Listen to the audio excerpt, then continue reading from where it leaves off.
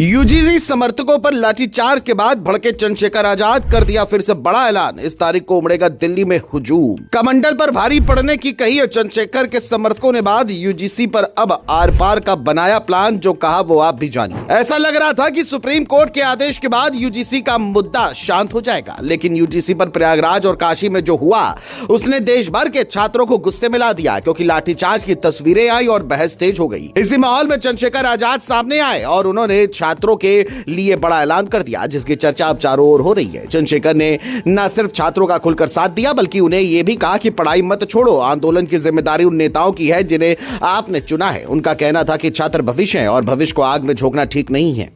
यह बयान अब हर मां बाप के दिलों में घर कर गया है, क्योंकि यह बात सीधे दिल को छूती है, क्योंकि हर घर यही चाहता है कि बच्चा पढ़े और आगे बढ़े। आजाद ने भरोसा दिलाया कि हक की लड़ाई सड़क पर अकेले छात्र नहीं लड़ेंगे। बता दें, चंद्रशेखर का एक वीडियो सामने आया जिसमें उन्होंने कहा कि बहुजन समाज के छात्र डरे नहीं, सड़कों को सुना नहीं छोड़ा जाएगा, नेता मैदान में रहेंगे और आवाज उठेगी। इसी क्रम में उन्होंने 11 फरवरी को दिल्ली में बड़े आंदोलन का संकेत दिया। उन्होंने यह भी कहा कि आगे जरूरत पड़ी तो और आंदोलन होंगे। यह संदेश दो तरफ जाता है, एक तरफ छात्र किताब से जुड़े रहे हैं, दूसरी तरफ सरकार तक दबाव पहुंचे। यह संतुलन आसान नहीं होता, लेकिन आजाद ने यही रास्ता चुना। उनका कहना था कि अधिकारों की रक्षा राजनीति का काम है और वही इसे निभाएगी। इतना ही नहीं, चंद्रशेखर आजाद ने सरकार पर भी सीधा हमला बोला। चंद्रशेखर ने कहा कि सत्ता में आते ही सबसे पहला वार गरीब के बच्चे की पढ़ाई पर किया गया। सरकारी स्कूल कमजोर हुए और निजी स्कूल मजबूत किए गए।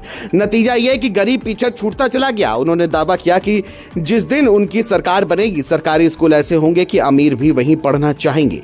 ये दावा सुनने में बड़ा लगता है, लेकिन लोगों को इसमें उम्मीद दिखती है। उन्होंने कहा कि फैसले कागज पर नहीं रहते, उनका असर गांव से शहर पढ़ने गए उस बच्चे पर पड़ता है जो हर दिन जूझता है। वही यूजीसी के मुद्दे पर आजाद ने कहा कि यह नियम किसे फायदा देता है और किसे नुकसान पहुंचाता है, यह समझना जरूरी है। उन्होंने कहा कि जब सबड़ समाज सड़कों पर उतरा तो आवाज सुनी गई, लेकिन सालों से वंचित समाज का हक छीना गया, तब शोर क्यों नहीं उठा? यही सवाल इस आंदोलन की जान है। उन्होंने साफ किया कि यह लड़ाई किसी एक वर्ग की नहीं है, यह आने वाली पीढ़ियों की लड़ाई है। अगर आज चुप रहे तो कल बोलने का हक भी नहीं बचेगा। हालांकि इस बीच आंदोलन की रणनीति सामने आई। खबर है कि भीम आर्मी ने दिल्ली के जंतर मंतर पर बड़े जुटान का ऐलान किया है। तारीख साफ नहीं बताई गई, लेकिन बजट सत्र के बीच दबाव बनाने का संकेत मिला है। इस बारे में आजाद का भी कहना है कि यह लड़ाई शांत और मजबूत होगी। छात्र पढ़ेंगे और नेता लड़ेंगे, इससे सरकार की मुश्किलें बढ़ेंगी। उन्होंने यह भी कहा कि लाठीचार्ज से डरने की जरूरत नहीं, लोकतंत्र में आवाज उठाना अपराध नहीं। यह बात युवाओं में भरोसा भरती है, क्योंकि हाल की घटनाओं ने डर पैदा किया है। अब एक तरफ गुस्सा है, दूसरी तरफ दिशा है।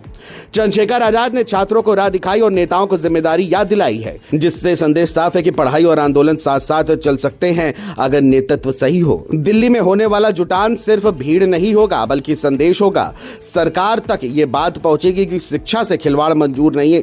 आने वाले दिनों में यह मुद्दा और तेज होगा।